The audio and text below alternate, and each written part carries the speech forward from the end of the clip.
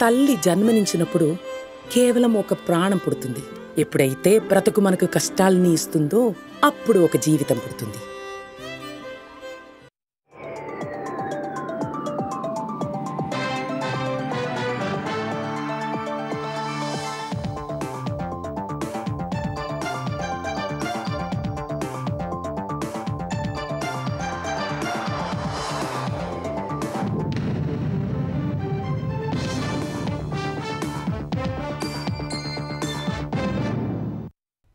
నమస్కారం, ETV news కి స్వాగతం. ఈనాటి ముఖ్యాంశాలు.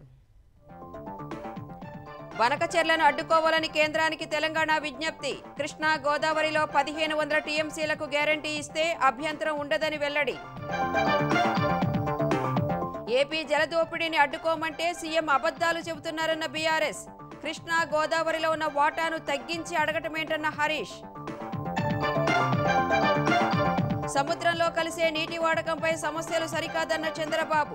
తెలుగు రాష్ట్రాలు ఇచ్చిపుచ్చుకునే ధోరణిలో ఉండాలని సూచన. రెంటపాళ్ల పర్యటనలో వివాదాస్పద ప్లకార్డులను సమర్థించిన జగన్.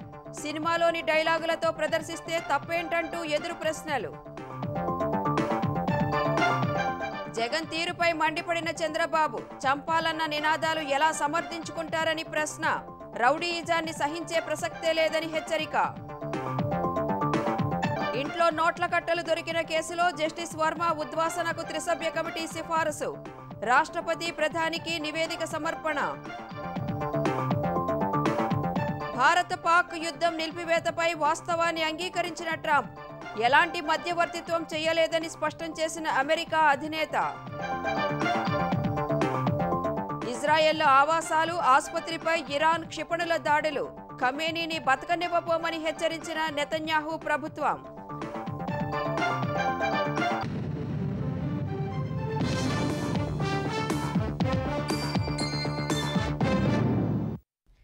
కృష్ణా గోదావరి జలాల్లో తెలంగాణకు 1500 టీఎంసీలు ఇస్తామంటూ నిరభ్యంతర పత్రం ఇస్తే గోదావరి బనకచెర్ల ప్రాజెక్టుకు అభ్యంతరం లేదని తెలంగాణ సర్కార్ తెలిపింది. అలా కాకుండా గోదావరి బనకచెర్లపై ముందుకు వెళితే గోదావరి నదీ జలాల్లో తెలంగాణ హక్కులకు భంగం కలిగిస్తుందని కేంద్ర జలశక్తి శాఖ మంత్రికి వివరించింది. ఎట్టి పరిస్థితుల్లో తెలంగాణకు అన్యాయం చేయబోమని, ఈ అంశంపై త్వరలోనే ఏపీ తెలంగాణ సీఎంలతో ప్రత్యేక భేటీ ఏర్పాటు చేస్తామని కేంద్ర మంత్రి చెప్పినట్లు తెలంగాణ ప్రభుత్వం తెలిపింది. గోదావరి బనకచెర్ల లింకు ప్రాజెక్టు నిలిపివేసే విధంగా ముందుకెళ్లాలని నిన్న తెలంగాణ ఎంపీలతో నిర్వహించిన భేటీలో నిర్ణయించిన విధంగా తెలంగాణ సర్కారు ఈ మేరకు ఇవాళ కేంద్రానికి ఫిర్యాదు చేసింది. కేంద్ర జలశక్తి శాఖ మంత్రి సిఆర్ పాటిల్ ను కలిసిన సీఎం రేవంత్ రెడ్డి, నీటిపారుదల శాఖ మంత్రి ఉత్తమ్ కుమార్ రెడ్డి గోదావరి బనకచెర్ల ప్రాజెక్టుపై తెలంగాణ ప్రజల ఆందోళనలు వివరించినట్టు తెలిపారు. బనకచెర్ల ప్రాజెక్టు ఏపీ పునర్విభజన చట్టానికి వ్యతిరేకమని స్పష్టం చేసినట్టు కేంద్ర మంత్రితో భేటీ తర్వాత ఉత్తమ్ కుమార్ రెడ్డి చెప్పారు. బనకచెర్లపై తెలంగాణ ప్రజలు, రైతులు ఆందోళనలు ఉన్నట్టు చెప్పగా ఎట్టి పరిస్థితుల్లో తెలంగాణకు అన్యాయం చెయ్యబోమని కేంద్ర మంత్రి హామీ ఇచ్చినట్టు చెప్పారు. ఇచ్చంపల్లి నాగార్జున సాగర్ లింకు ప్రాజెక్టు ద్వారా పెన్నా బేసిన్ కు నీరు తీసుకెళ్లే అంశంపై చర్చకు సిద్ధమని చెప్పగా త్వరలోనే ఇరు రాష్ట్రాల సీఎంలతో ప్రత్యేక భేటీ ఏర్పాటు చేస్తామని కేంద్ర మంత్రి చెప్పినట్టు ఉత్తమ్ తెలిపారు. పోలవరం బనకచెర్ల లింక్ కాదు. మీరు నిజంగా గోదావరి ఫ్లడ్ వాటర్స్ తీసుకుపోల్చుకుంటే ఇచ్చంపల్లి నాగార్జున సాగర్ లింక్ ప్రాజెక్టు ఏదైతే కేంద్ర ప్రభుత్వం నిధులు వస్తాయో ఆ ప్రాజెక్టు ద్వారా మీరు కొంత పెన్నార్ బేసిన్ కి తీసుకుపోతే మరి నాగార్జున సాగర్ రావాలి, మరి మా ప్రాంతానికి రావాలి, ఆ ఇచ్చంపల్లి నుంచి నీళ్లు ఆ ప్రాజెక్టుకి మేము చర్చించడానికి సిద్ధమని చెప్పినాం. అపెక్స్ కౌన్సిల్ కి ఇన్ఫార్మ్ చేయకుండా కొత్త ప్రాజెక్ట్స్ చేపట్టరాదు. మరి ఇది జరగడం ఇది మీకు మంచిది కాదు, మాకు మంచిది కాదు, రెండు రాష్ట్రాల సంబంధాలకు మంచిది కాదు అని చెప్పడం జరిగింది. మాకు గోదావరి మీద 1000 టీఎంసీ, కృష్ణా మీద 500 టీఎంసీకి వాళ్ళు బ్లాంకెట్ నో అబ్జెక్షన్ ఇచ్చి దాని మీద కేంద్ర ప్రభుత్వం ఆమోద ముద్ర ఇస్తే తప్పనిసరిగా వేరే విషయాలు చర్చించడానికి మేము కూడా సుముఖంగా ఉన్నాం. ఇదే సమయంలో ఏపీ ప్రాజెక్టులకు వేగంగా అనుమతులొస్తున్నాయని, తెలంగాణ ప్రాజెక్టుల విషయంలో జాప్యం జరుగుతోందని చెప్పగా సమస్య పరిష్కారానికి చర్యలు తీసుకుంటామని కేంద్ర మంత్రి హామీ ఇచ్చినట్టు ఉత్తమ్ చెప్పారు. తెలంగాణ రాష్ట్రానికి సంబంధించిన అనేక ప్రాజెక్టులు మేము వేగవంతంగా నిర్మాణం చేయదలుచుకున్నాం. మేము పెట్టిన అప్రూవల్స్ కేమో చాలా స్లోగా ప్రాసెస్ అవుతుంది. ఆంధ్రప్రదేశ్ పెట్టిన ప్రపోజల్స్ ఏమో వేగవంతంగా జరుగుతున్నట్టుగా జరిగి ఇది రెండు రాష్ట్రాల మధ్య ఇబ్బందికర పరిస్థితి తీసుకురావద్దని చెప్పి కూడా విజ్ఞప్తి చేశాం. మేము పాలమూరు రంగారెడ్డికి నీటి కేటాయింపులు వెంటనే చేయాలి, సమ్మక్క సారక్కకి వెంటనే చేయాలి, తుమ్మడి అట్టికి మేము నిర్మాణం మొదలుపెట్టబోతున్నాం, నీటి కేటాయింపులు all approvals must be given. Musi revival, Musi rejuvenation కూడా మీరు నిధులు కేటాయించాలి అని మేము డిమాండ్ చేయడం జరిగింది. మరోవైపు కృష్ణా ట్రైబ్యునల్ తీర్పు త్వరగా వచ్చేలా చూడాలని కోరగా కేంద్ర మంత్రి సానుకూలంగా స్పందించారని ఉత్తమ్ వివరించారు. గోదావరి బనకచెర్లకు గ్రీన్ సిగ్నల్ ఇచ్చేందుకే సీఎం రేవంత్ రెడ్డి అఖిలపక్ష ఎంపీల సమావేశం పెట్టినట్లుందని మాజీ మంత్రి హరీష్ రావు ఆరోపించారు. గోదావరిలో 968 టీఎంసీలు తెలంగాణ హక్కు అని, 1000 టీఎంసీలు కావాలని అడగడమేంటని ప్రశ్నించారు. కృష్ణా జిల్లాలో 763 టీఎంసీల కోసం తెలంగాణ వాదిస్తుంటే 500 టీఎంసీలు అడగడమేంటని నిలదీశారు. ఏపీ జలదోపిడీని అడ్డుకోవాలని చెబితే సీఎం అబద్దాలు చెబుతున్నారని ధ్వజమెత్తారు. సీఎం రేవంత్ రెడ్డిది నదీ బేసిన్లు కూడా తెలియవని, 23 ఏళ్ల క్రితం ప్రారంభమైన దేవాదుల ఏ బేసిన్లో ఉందో కూడా తెలియదని అన్నారు. బనకచెర్ల ఏ బేసిన్లో ఉందని, నల్లమల ఏ రాష్ట్రంలోకి వస్తుందని అధికారులను అడిగి సీఎం తెలుసుకున్నారని హరీష్ రావు వ్యాఖ్యానించారు. గోదావరి నదిలో మాకు 963 టీఎంసీల నీళ్లు కేటాయించారు. అయితే దీని తర్వాత కూడా 3000 టీఎంసీలు సముద్రంలో కలుస్తున్నాయని సెంట్రల్ వాటర్ కమిషన్ లెక్కలు చెబుతున్నాయి. ఆ 3000 టీఎంసీల్లో కూడా మాకు 1950 టీఎంసీలు మాకు కావాలి గోదావరిలో. ఎందుకంటే మా హైదరాబాద్ నగరం 1 కోటి జనాభా ఉంది, 30 లక్షల మంది మైగ్రెంట్ వర్కర్స్ ఉన్నారు. హైదరాబాద్ లో పారిశ్రామిక అవసరాలు, తాగునీటి అవసరాలు, భవిష్యత్ అవసరాల దృష్ట్యా గోదావరిలో 1950 టీఎంసీల నీళ్లు 3000లో మా వాటా అని కేంద్ర జలవనరుల శాఖకు ఆనాడు కేసీఆర్ గారు రాసిండ్రు. రేవంత్ రెడ్డి ఏమంటుండే, 1000 ఇచ్చి మొత్తం తీసుకో. బనకచెర్లకు ఎవరు ఈరోజు దాసోహం అవుతున్నారు? 1000 ఆనిచ్చేది ఏందండి? ఆల్రెడీ 968 అలొకేషన్ ఉండే మనకు. సముద్రంలో కలిసే నీటి వాడకంపై సమస్యలు సృష్టించడం సమంజసం కాదని ముఖ్యమంత్రి చంద్రబాబు అన్నారు. గోదావరి బనకచెర్లపై గొడవలు సృష్టించి ప్రజలను మభ్యపెట్టొద్దని తెలిపారు. ఆంధ్రప్రదేశ్ తెలంగాణ కొట్లాడుకుంటే ఎవరికి లాభమని ప్రశ్నించారు. కొత్త ట్రిబ్యునల్ వచ్చాక కేటాయింపుల మేరకు ముందుకు వెళ్లాలని సూచించారు. ఇరు రాష్ట్రాలు ఎవరి శక్తి మేరకు వాళ్లు ప్రాజెక్టులు కట్టుకుందామని అన్నారు. అమరావతి సచివాలయంలో మీడియాతో మాట్లాడిన ముఖ్యమంత్రి చంద్రబాబు పోలవరం బనకచెర్ల అనుసంధానంపై కీలక వ్యాఖ్యలు చేశారు. సముద్రంలో కలిసే నీటి వాడకంపై సమస్య సృష్టించడం ఎంతవరకు సమంజసమని ప్రశ్నించారు. సముద్రంలో కలిసే నీటి వాడకంపై చట్టబద్ధత కావాలంటే ఢిల్లీలో కూర్చుని చర్చిస్తామన్నారు. బనకచెర్లతో ఎవరికీ నష్టం ఉండబోదన్నారు. గోదావరి నదిలో నీళ్లున్నాయి. అటు తెలంగాణ ఉపయోగించుకుంటుంది, ఇప్పుడు ఆంధ్రప్రదేశ్ ఉపయోగించుకుంటా ఉంది. పోలవరం తప్ప అక్కడవన్నీ కూడా ఇంకా పర్మిషన్ రాని ప్రాజెక్టులే. వాటర్ ఉంది, వాళ్ళు పైన కడుతున్నారు. ఇక్కడ మనం ఏం చేస్తున్నాం అంటే ఇక్కడ నుంచి నీళ్లు ఇంకొక బేసిన్ తీసుకుపోతున్నాం, వాళ్ళు ఇంకొక బేసిన్ తీసుకెళ్ళారు. నేను చాలాసార్లు చెప్పాను ఈ విషయం. అది ఎవరికి నష్టం లేదు. ఇంకొక పక్క కృష్ణాలో నీళ్లు ఉన్నాయి, తక్కువ ఉన్నాయి. దీని మీద మనం కొట్టుకుంటే లాభం లేదు. మీ ఇప్పటి వరకు ప్రాజెక్టుల వారిగా అలొకేషన్ వాళ్ళకు ఇచ్చారు, ఇక్కడ ఇచ్చారు. అది కంటిన్యూ చేద్దాం. కొత్త ట్రిబ్యునల్ ఉంది, ట్రిబ్యునల్ వచ్చిన తర్వాత వాళ్ళు ఏ రిపోర్ట్ ఇస్తే దాన్ని బట్టి దానికి సెపరేట్ అథారిటీ డిసైడ్ చేస్తారని చెప్పాను. దాని ప్రకారం ఇప్పుడు ఎన్ బ్లాక్ గా తీసుకుంటున్నాం. ఆంధ్రాకు వచ్చే వాటర్ మనం తీసుకుంటున్నాం, తెలంగాణకు వచ్చే వాటర్ వాళ్ళు తీసుకుంటున్నారు. ఇరు రాష్ట్రాలు ఇచ్చిపుచ్చుకునే ధోరణిలో ఉండాలని సీఎం సూచించారు. తెలంగాణపై ఎప్పుడైనా గొడవ పడ్డానా అని ప్రశ్నించారు. కాళేశ్వరంపై తానెప్పుడూ అభ్యంతరం చెప్పలేదని గుర్తు చేశారు. కాళేశ్వరం వచ్చినప్పుడు నేను చెప్పాను, మీరు కట్టుకుంటున్నారు, ఇట్స్ ఓకే.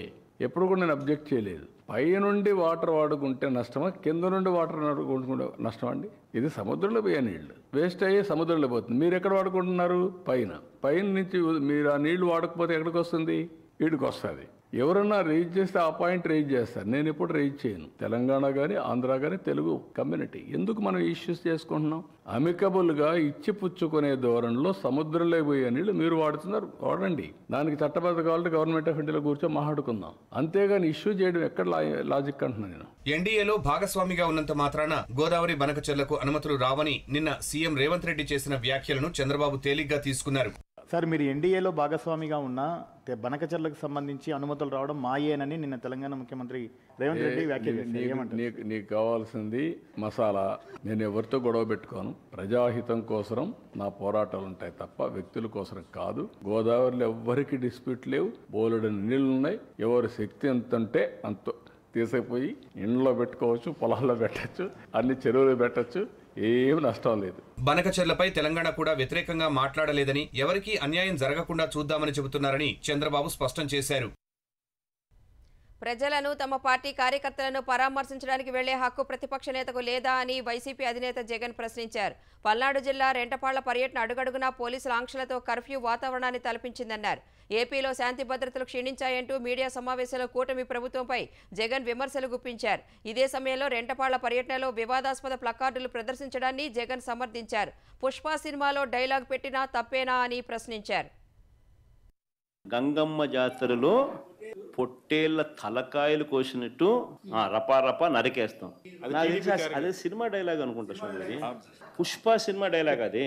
అంటే ఇప్పుడు పుష్ప సినిమా డైలాగులు పెట్టినా కూడా తప్పేనా అసలు? అంటే పుష్ప సినిమా డైలాగులు పెట్టినా తప్పే, పుష్ప ఫోటోలు పెట్టినా తప్పే, గడ్డ మిట్టనే తప్పే, గడ్డ మిట్టనే తప్పే. చంపండంటూ ప్లకార్డులు ప్రదర్శిస్తే ఎలా సమర్థిస్తారని వైసీపీ అధినేత జగన్మోహన్ రెడ్డిని సీఎం చంద్రబాబు ప్రశ్నించారు. జగన్ రెంటపాళ్ల పర్యటన తీరుపై ఆగ్రహం వ్యక్తం చేసిన ఆయన ఇరుకు సందుల్లో సమావేశాలు నిర్వహించి హింసను ప్రోత్సహించారని మండిపడ్డారు. అనంతరం పోలీసులపై నిందలు మోపారని తెలిపారు. పర్యటన అనుమతులను జగన్ ఉల్లంఘించారని చెప్పారు. ఏడాది క్రితం చనిపోయిన వ్యక్తి కుటుంబానికి ఇప్పుడు పరామర్శ ఏంటని దుయ్యబట్టారు. వైసీపీ నేతల వాహనం ఢీకొని ఒకరు చనిపోతే పట్టించుకోరా అన్న సీఎం రౌడీయిజం చెలాయించాలని చూస్తే సహించేది లేదని స్పష్టం చేశారు. అందుకే క్రిమినల్స్ ఎప్పుడు కూడా క్రిమినల్ బ్రెయిన్సే పనిచేస్తానే ఉంటాయి. వాళ్ళు నరికేస్తాం, చంపేస్తాం, రఫా నరికేస్తాం, లేదంటే గంగ జాతరలో బలి ఇచ్చేస్తాం. డెఫినెట్ గా చట్టబద్ధకి వస్తుంది. ఎవరికి కూడా హక్కు లేదు. పోలీసులు తిడతారా, పబ్లిక్ ని తిడతారా? మనం చెప్పి నరికేయండిరా పోయేసి అని చెప్తారా మీరు? ఏంటి ఇవన్నీ? ఎవరైనా ఎక్కడన్నా విన్నారా మీరు? చంపేయండి, పొడి చేయండి, లేదంటే ప్లే కార్డ్స్ పెట్టుకొని వచ్చి డెమాన్స్ట్రేట్ చేసి ఆనందపడిపోవడం. ఎక్కడికి పోతున్నాం? దాన్ని చూసి ఏం నేర్పిస్తున్నాం మన సమాజంలో? ఎందుకు ఇచ్చారు 11 సీట్లు? ఇట్లా ఏదో పనులు చేసే కదా, ఆ ఏదో పనులు చేసి ఏమవుతారు మీరు? రేపు అదే అవుతుంది. గంజాయి బ్యాచ్ కి, బెట్టింగ్ బ్యాచ్ కి, రౌడీలకి, హత్యలు చేసే వాళ్ళకి, అత్యాచారాలు చేసే వాళ్ళకి విగ్రహాలు పెడతారు. అంటే ఎక్కడికి తీసుకుపోతాం ఈ సమాజాన్ని? బెట్టింగ్కు పాల్పడి ఆత్మహత్య చేసుకున్న వాళ్లను జగన్ పరామర్శించడమేంటని ఆంధ్రప్రదేశ్ పీసీసీ అధ్యక్షురాలు షర్మిల ప్రశ్నించారు. వారికి విగ్రహాలు కట్టడమేంటని నిలదీశారు. విజయనగరం జిల్లాలో కాంగ్రెస్ పార్టీ విస్తృత స్థాయి సమావేశంలో పాల్గొన్న షర్మిల నిన్నటి వైసీపీ బల ప్రదర్శనలో 2 చనిపోయారని ఆవేదన వ్యక్తం చేశారు. ఈ ఘటనకు బాధ్యులు ఎవరని ప్రశ్నించారు. 100 మందికి అనుమతి ఇచ్చినప్పుడు 1000 మంది ఎలా వచ్చారని అడిగారు. ప్రజా సమస్యలపై పోరాటం చేయాలి కానీ బల ప్రదర్శనలు చేయడం సరికాదంటూ హితవు పలికారు. నిన్నటి ఘటనపై ప్రభుత్వం చర్యలు తీసుకోవాలని, బాధ్యులను కఠినంగా శిక్షించాలని షర్మిల డిమాండ్ చేశారు. ఒక నాయకుడిగా జగన్మోహన్ రెడ్డి గారు ఏం చేయాలి? ప్రజల సమస్యల మీద పోరాటం చేయాలి, చంద్రబాబు గారిని నిలదీయాలి. ఒకసారైనా అసెంబ్లీకి వెళ్లి నిలదీసే దమ్ము జగన్మోహన్ రెడ్డి గారికి లేదు. కానీ ఇలా బల ప్రదర్శనలు చేసి ప్రాణాలు తీసే హక్కు మీకు ఎవరిచ్చారు? జగన్మోహన్ రెడ్డి గారు సమాధానం చెప్పాలి. ఏదో ఒక యాక్షన్ తీసుకోవాల్సిందే. మమ్మల్ని అయితే హౌస్ అరెస్టులు చేస్తారు. ఇంకోవైపు పర్మిషన్లు లేకపోయినా, బల ప్రదర్శనలు చేసినా, ప్రాణాలు పోయినా ఏ యాక్షన్ ప్రభుత్వం తీసుకోదా? పోలీస్ డిపార్ట్మెంట్ తీసుకోవాల్సిన అవసరం లేదా యాక్షన్? సమాధానం చెప్పండి. జగన్ పర్యటన సందర్భంగా పోలీసులతో వాగ్వాదానికి దిగడం సహా బ్యారికేడ్లను తోసేసిన వ్యవహారంలో మాజీ మంత్రి వైసీపీ నేత అంబటి రాంబాబుపై కేసు నమోదైంది. జగన్ పర్యటనలో వాహన శ్రేణితో కలిసి అనుమతి ఇవ్వాలని అంబటి పట్టుబట్టగా అది నిబంధనలకు విరుద్ధమని పోలీసులు చెప్పారు. ఈ దశలో ఆగ్రహానికి గురైన అంబటి పోలీసులను నెట్టేయడం సహా బ్యారికేడ్లు తోసేశారు. ఈ మేరకు పోలీసుల విధులకు ఆటంకం కలిగించారని, దాడి చేశారంటూ అంబటి రాంబాబుపై సత్తెనపల్లి గ్రామీణ పోలీసులు కేసు నమోదు చేశారు. అదేవిధంగా జగన్ రెంటపాళ్ల పర్యటనలో నిబంధనల ఉల్లంఘనకు పాల్పడినట్టు ఫిర్యాదులు అందగా పలువురు వైసీపీ నేతలపై సత్తెనపల్లి పట్టణ పోలీసులు కేసులు నమోదు చేశారు. ఇందులో సత్తెనపల్లి వైసీపీ ఇన్ఛార్జ్ గజ్జెల సుధీర్ భార్గవ్ రెడ్డి, నరసరావుపేట మాజీ ఎమ్మెల్యే గోపిరెడ్డి శ్రీనివాసరెడ్డి ఉన్నారు. అటు జగన్ పర్యటనలో వివాదాస్పద ప్లకార్డులు ప్రదర్శించిన వైసీపీ కార్యకర్త 88 తాళ్లూరు గ్రామానికి చెందిన రవితేజను పోలీసులు అరెస్టు చేశారు. నకరికల్లు పోలీస్ స్టేషన్లో రవితేజను విచారించారు. ఆంధ్రప్రదేశ్లోని వెనుకబడిన ప్రాంతాల్లో పెట్టుబడులు పెట్టే పరిశ్రమలు, ప్రాజెక్టులకు అదనపు ప్రోత్సాహకాలు ఇస్తామని ముఖ్యమంత్రి చంద్రబాబు ప్రకటించారు. సీఎం అధ్యక్షతన సచివాలయంలో ఎస్ఐపిబి సమావేశం జరిగింది. ఈ సమావేశంలో 19 సంస్థల పెట్టుబడులకు సంబంధించిన ప్రతిపాదనలకు ఎస్ఐపిబి ఆమోదం తెలిపింది. 28,546 కోట్ల పెట్టుబడుల ద్వారా 30,270 మందికి ఉద్యోగ ఉపాధి కల్పన అంచనాలతో ఎస్ఐపిబి ముందుకు ప్రతిపాదనలు రాగా వాటికి ఆమోదం తెలిపింది. ఇప్పటి వరకు 7 ఎస్ఐపిబి సమావేశాలు జరగగా 5,34,684 కోట్ల పెట్టుబడులకు ఆమోదం లభించింది. ఈ పెట్టుబడుల ద్వారా 4,73,969 మందికి ఉద్యోగ అవకాశాలు వస్తాయని అంచనాలు ఉన్నాయి. ఇంట్లో నోట్ల కట్ల దొరికిన వ్యవహారంలో అవినీతి ఆరోపణలు ఎదుర్కొంటున్న ఢిల్లీ హైకోర్టు మాజీ న్యాయమూర్తి జస్టిస్ యశ్వంత్ వర్మ కేసులో కీలక పరిణామం చోటు చేసుకుంది. జస్టిస్ వర్మను పదవి నుంచి తప్పించాలని సుప్రీంకోర్టు ఏర్పాటు చేసిన త్రిసభ్య కమిటీ సిఫార్సు చేసింది. 55 సాక్షులను విచారించి జస్టిస్ వర్మ అభిశంసనకు తగిన ఆధారాలు ఉన్నాయని కమిటీ తేల్చింది. జస్టిస్ వర్మ వాంగ్మూలాన్ని రికార్డు చేసిన కమిటీ 64 పేజీల నివేదికను రాష్ట్రపతి ద్రౌపది ముర్ము, ప్రధాని నరేంద్ర మోదీకి పంపింది. జస్టిస్ వర్మ ఇంట్లో సగం కాలిన నోట్ల కట్లు ఉన్నట్లు నిర్ధారిస్తున్నట్లు నివేదికలో పేర్కొంది. అంత డబ్బును జస్టిస్ వర్మ లేదా కుటుంబం అనుమతి లేకుండా ఉంచడం అసాధ్యమని స్పష్టం చేసింది. డబ్బు దొరికిన విషయం బయటకు చెప్పొద్దని జస్టిస్ వర్మ కుమార్తె దియా వర్మ అగ్నిమాపక సిబ్బందిని హెచ్చరించినట్లు త్రిసభ్య కమిటీ తన నివేదికలో తెలిపింది.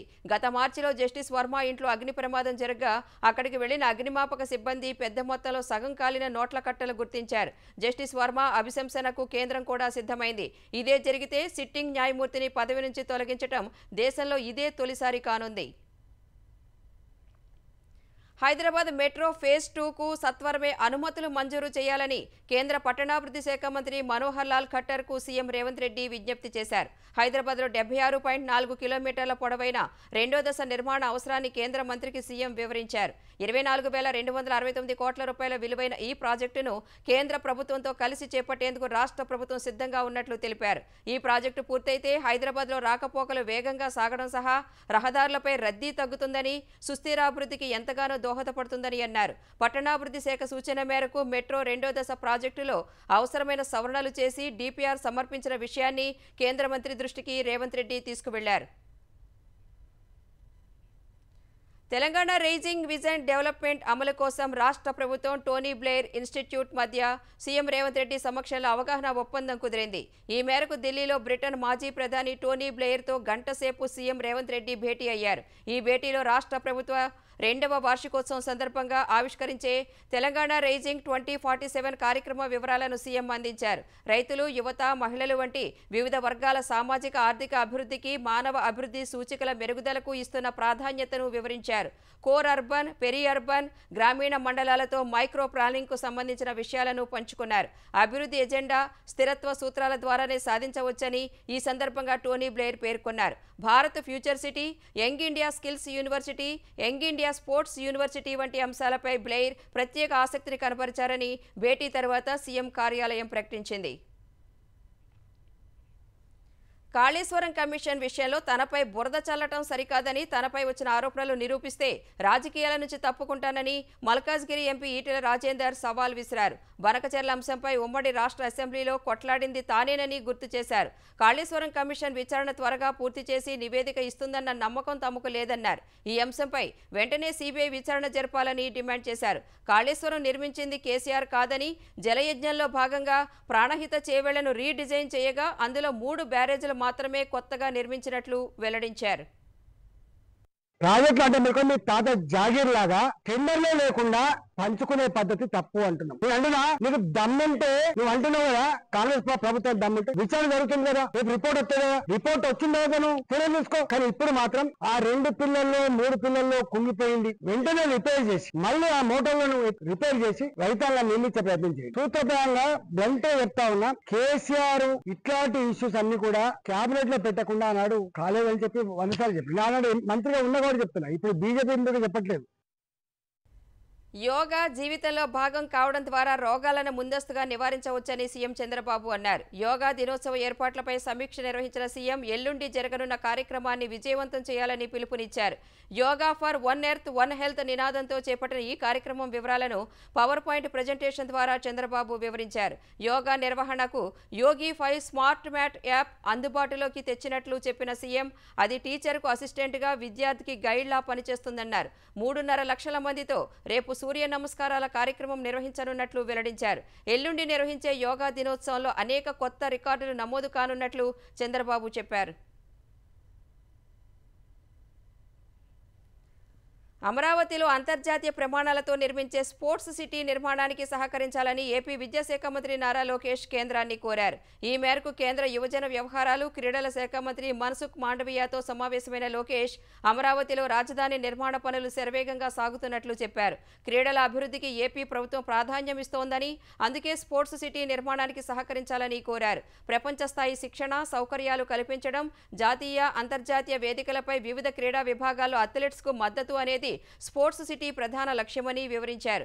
ఏపీలోని పాఠశాలలు గ్రామస్థాయి నుంచి క్రీడల అభివృద్ధికి చేయూతనివ్వాలని విజ్ఞప్తి చేశారు. కేంద్ర క్రీడల మంత్రిత్వ శాఖ ఆధ్వర్యంలో నాగార్జున యూనివర్సిటీలో athletics, archery, weight lifting, Kakinada district sports authority గ్రౌండ్స్లో హాకీ, షూటింగ్లకు సంబంధించిన సెంటర్ ఆఫ్ ఎక్సలెన్స్ ఏర్పాటు చేయాలని కోరారు. ఖేలో ఇండియా పథకం కింద 39 ప్రాజెక్టులకు సంబంధించి 341.57 కోట్ల రూపాయలతో ఏపీ సమర్పించిన ప్రతిపాదనలను ఆమోదించాలని కోరారు. ఈ మేరకు సహకరిస్తానని మాండవీయ చెప్పినట్లు లోకేష్ తెలిపారు. అంతకుముందు ఏపీలో ప్రభుత్వ కార్యకలాపాలు, విద్యా వ్యవస్థలో ఏఐ టూల్స్ వినియోగంలో సహకారాన్ని ముందుకు తీసుకువెళ్లడంపై బ్రిటన్ మాజీ ప్రధాని టోనీ బ్లెయిర్తో మంత్రి లోకేష్ చర్చించారు. భారత-పాకిస్తాన్ యుద్ధం తన వల్లే ఆగిందని ప్రగల్భాలు పలుకుతూ వచ్చిన అమెరికా అధ్యక్షుడు డొనాల్డ్ ట్రంప్ ఎట్టకేలకు వాస్తవాన్ని అంగీకరించారు. భారత-పాక్ కాల్పుల విరమణ ఒప్పందంలో తన ప్రమేయం లేదని, ఆ రెండు దేశాలే ఉద్రిక్తతలను తగ్గించుకున్నట్లు ట్రంప్ వ్యాఖ్యానించారు. పాక్ ఆర్మీ చీఫ్ ఆసిమ్ మునీర్కు విందు ఇచ్చిన ట్రంప్ భారత-పాక్ దేశాధినేతలను ఉద్దేశిస్తూ చాలా తెలివైన ఇద్దరు వ్యక్తులు యుద్ధాన్ని ఆపాలని నిర్ణయించినట్టు వివరించారు. రెండు అణుశక్తి కలిగిన దేశాలు కాబట్టే ఉద్రిక్తతలను పరిష్కరించుకున్నాయని తెలిపారు. ఆపరేషన్ సింధూర్ తర్వాత అనేక అంతర్జాతీయ వేదికలపై భారత-పాక్ యుద్ధాన్ని తానే ఆపానని ట్రంప్ చెప్పుకొచ్చారు. ఈ నేపథ్యంలో కెనడాలో జరిగిన G7 దేశాల సదస్సు నుంచి అర్ధాంతరంగా వెళ్లిపోయిన ట్రంప్ ప్రధాని నరేంద్ర మోదీకి ఫోన్ చేశారు. ఈ చర్చలో పాక్ కాళ్లబేరానికి వచ్చినందునే ఆపరేషన్ సింధూర్ నిలిపినట్లు మోదీ అమెరికా అధ్యక్షుడికి స్పష్టం చేశారు. ఇందులో మధ్యవర్తులు ఎవరూ లేరని మోదీ తేల్చి చెప్పారు. ఆ తర్వాత కూడా తానే యుద్ధాన్ని ఆపినట్టు ప్రగల్భాలు పలికిన ట్రంప్ చివరికి తన ప్రమేయం లేదన్న వాస్తవాన్ని అంగీకరించారు. అటు ఇరాన్ ప్రయోగించిన బ్యాలిస్టిక్ క్షిపణులతో ఇజ్రాయెల్ దద్దరిల్లింది. దక్షిణ ఇజ్రాయెల్లో ప్రధాన ఆసుపత్రి సొరోకా మెడికల్ సెంటర్పై ఇరాన్ క్షిపణులతో దాడి చేసింది. ఈ దాడిలో చాలా మంది గాయపడగా చుట్టుపక్కల పలు భవనాలు దెబ్బతిన్నట్లు ఇజ్రాయెల్ సైన్యం తెలిపింది. 1000 పడకలు ఉండే సొరోకా ఆసుపత్రి దాదాపు 10 లక్షల మంది దక్షిణ ఇజ్రాయెల్ వాసులకు సేవలందిస్తోంది. ఇప్పుడు ఎవరూ అటువైపు రావద్దని అధికారులు తెలిపారు. యుద్ధం నేపథ్యంలో ముందు జాగ్రత్తగా ఓ ఫ్లోర్ను నిన్ననే ఖాళీ చేయించినందున ప్రాణనష్టం తప్పినట్లు అధికారులు తెలిపారు. అటు అరాక్ బారజల అణు రియాక్టర్పై ఇజ్రాయెల్ దాడులకు ప్రతీకారంగానే తాజా దాడులు జరిపినట్లు ఇరాన్ ప్రకటించింది. ఇరాన్ దాడిపై స్పందించిన ఇజ్రాయెల్ డజన్ల కొద్దీ బ్యాలిస్టిక్ మిసైల్స్ ను ఆ దేశం వాడినట్లు తెలిపింది. చాలా వరకు పౌర నివాసాలు, కార్యాలయాలనే ఇరాన్ లక్ష్యం చేసుకుందని, ఇరాన్ క్షిపణుల్లో చాలా వాటిని కూల్చేశామని తెలిపింది. టెల్ అవీవ్ నగరంలో కూడా ఇరాన్ క్షిపణులు విధ్వంసం సృష్టించాయి. అఖారిన్ ఖబర్లోని ఓ ఆకాశ హార్మ్యం తీవ్రంగా దెబ్బతింది. ఈ దాడిలో 40 మంది గాయపడ్డారని ఇజ్రాయెల్ తెలిపింది. దాడులకు ముందు సైరన్లు మోగడంతో చాలా మంది సమీపంలోని బంకర్లకు పరుగులు తీశారు. ఇరాన్ వద్ద అణ్వాయుధాలు ఉండరాదనే లక్ష్యంతో చేపట్టిన దాడులను ఇజ్రాయెల్ మరింత ఉధృతం చేసింది. తాజాగా అణుబాంబుల తయారీకి అవసరమయ్యే వనరులను నాశనం చేయడంపై దృష్టి సారించిన ఇజ్రాయెల్ అరాక్ బారజల కేంద్రంపై దాడులు చేసింది. ఈ ఉదయం ఆ ప్రాంతాన్ని ఖాళీ చేయాలని అక్కడి ప్రజలకు సూచించిన ఇజ్రాయెల్ సైన్యం కాసేపటికే దాడులు చేసింది. అయితే ప్రస్తుతానికి రేడియేషన్ ముప్పు లేదని తెలుస్తోంది. ఇజ్రాయెల్ సైన్యం దాడి చేయడానికి ముందే ఆ కేంద్రాన్ని ఖాళీ చేసినట్లు ఇరాన్ ప్రకటించింది. ప్రస్తుతం క్రియాశీలకంగా లేని అరాక్ బారజల అణు కేంద్రాన్ని పునరుద్ధరించకుండా, అణ్వాయుధ తయారీకి ఉపయోగించకుండా దాడులు చేసినట్లు ఇజ్రాయెల్ వెల్లడించింది. ఇదే సమయంలో అణ్వాయుధ కేంద్రం నతాంజ్పై కూడా దాడులు చేసినట్లు ఇజ్రాయెల్ సైన్యం తెలిపింది. ఈ ప్రాంతంలోనే అణ్వాయుధాల అభివృద్ధికి అవసరమైన ప్రత్యేక భాగాలు, పరికరాలకు ఉత్పత్తి కేంద్రాలు, అణ్వాయుధ కార్యక్రమాన్ని వేగవంతం చేయడానికి ఉద్దేశించిన ప్రాజెక్టులు ఉన్నట్లు తెలిపింది. దక్షిణ ఇజ్రాయెల్లోని ప్రధాన ఆసుపత్రిపై ఇరాన్ దాడి చేసిన నేపథ్యంలో ఇజ్రాయెల్ రక్షణ మంత్రి ఇజ్రాయెల్ కాట్జ్ కీలక వ్యాఖ్యలు చేశారు. Iran supreme leader Ayatollah Ali ఖమేనీని ఇక బతకనివ్వబోమని హెచ్చరించారు. ఖమేనీ ఖచ్చితంగా బతికి ఉండరన్న ఆయన ఈ మేరకు ఐడీఎఫ్కు ఆదేశాలు ఇచ్చామని వెల్లడించారు. ఐడీఎఫ్ తన లక్ష్యాలను సాధిస్తుందని ఇజ్రాయెల్ రక్షణ మంత్రి తెలిపారు. ఖమేనీని చంపేందుకు ఇజ్రాయెల్ ప్రణాళిక చేసిందని, అందుకు ట్రంప్ ఒప్పుకోలేదని ఇటీవలే అమెరికా అధికార వర్గాలు పేర్కొన్నాయి. అనంతరం ట్రంప్ కూడా ఖమేనీ హత్యకు ప్రస్తుతానికైతే ఎలాంటి ప్రణాళికలు లేవని స్పష్టం చేశారు. అయితే తమ దేశంలోని ఆసుపత్రులు, పౌర నివాసాలపై ఇరాన్ దాడులు చేయడంపై ఆగ్రహించిన ఇజ్రాయెల్ ఖమేనీని ఇక బతకనివ్వబోమని తేల్చి చెప్పింది.